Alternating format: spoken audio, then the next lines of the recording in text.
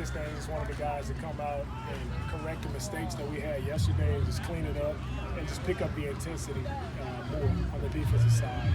I felt the urgency and felt the intensity from our defense and the team period. You had Fred in particular looked like he was kind of sticking some guys. Yeah, Fred was all over the place as normal, just a dynamic player who's always around the ball, always making plays, finds himself always, attacking the ball or getting the ball out, and that's the type of style of defense we want to play, attacking the ball, and Fred exemplifies that to the max. What kind of urgency is there just knowing you've got Justin Herbert back here and you're having us play against him? Yeah, Herbert is a really, really great talent. He did a great job throughout the week, giving us really good looks. But he's a really talented quarterback in charge of our defense. How Talanoa do today? Oh, Talanoa, he did fine. He still has young players, still has some mistakes to clean up that he's still working through, but Talanoa is going fine. He's progressing. I see him getting better every week, so he just keeps progressing. He's on the right track. What was part of the reason Wilson got him that day, but were you excited to see how Talanoa would look with the first team? Oh, for sure. Yeah, I think he's earned that right because of the plays he's made, and he continues to progress. So Talanoa, he's on the right track. He just has to keep honing in on his techniques and fundamentals and keep getting better every day. That's the goal for all of our rookies. We come out to these practices. Can you get better? Did you improve from day one to day two? That's the biggest thing that I look at and I want to see, especially from our young guys. When you scrimmage a team twice, do you kind of grade differently during the game because they have been exposed to the offense a little bit more? I mean, how do you approach a game after a two-day scrimmage? Well, it's still the same for us. We still want to have guys, correcting things, who can go out and perform. Now it's time to see guys tackle live. Can they do it live and not just, thud up and let guys go? So it's a chance to see guys really be able to cut loose and make plays if we're running blitzes or things like that. Can they get the quarterback down? So those are things to try to look at in the game. Can guys actually finish and not in a practice mode, but can they actually finish the plays? DeMeco, probably a little bit nitpicky, but a lot of the completions, Hufanga was like the closest guy there.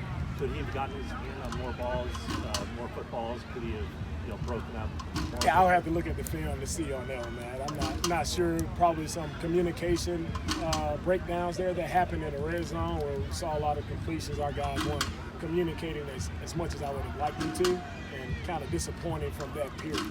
Did that practice get shortened up a little bit, kind of in the middle of the drill there? Yeah, we were starting 2 minutes there, and practice got cut short. So it was still great work. These past 2 days have been great, I think, for both sides. We still got a lot of good work. Seeing different style of offense for us defensively was really good to do. That would have been the last period. Yeah, that would have been our last 2-minute drive. Why did practice get cut short? Do you know? I'm not sure. DeMeco, what's it going to be like next week getting Nick into the team drills, and just how do you feel like the defensive line's come along through camp without him? Yeah, I think overall our defensive line has done a really outstanding job throughout camp. They've had constant pressure, constant knockback from our D-line, constantly in the backfield causing havoc, and that's what I expect from our D-line because everything with our defense, it starts with our D-line. Them attacking, playing on the other side of the line of scrimmage, and I felt that from them, all throughout camp and also the past 2 days. They were causing havoc in the backfield, and that's the identity they want from the D-line. So adding Bosa, next week, we'll see how he goes, and easing him back in, coming off an injury. It'd be great just to have him out there and see his presence will be felt. Ebukam drew a couple of holding penalties today. As far as his role this year versus what it's been in the past, I mean, is that something that you want to see from him, sort of setting that edge and being the guy on the corner there? Yeah, for sure. For Sampson, that's one thing you're excited about watching him in free agency is his ability to play physical and to set the edge. He can do that first, and then just he's always consistently moving toward the quarterback. He never stops. His motor is always turning. He's always in the backfield working. So he had to learn our style, our techniques, and I think he's come along.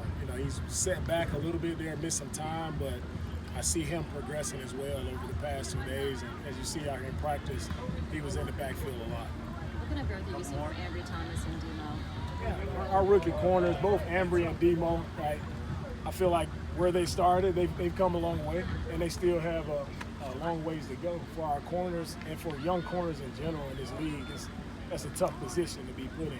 Guarding, the best players, these wide receivers. For those guys getting to go up against Keenan Allen today, I mean, it's just reps that are so valuable for our guys. So they were able to, get better today. But they're growing.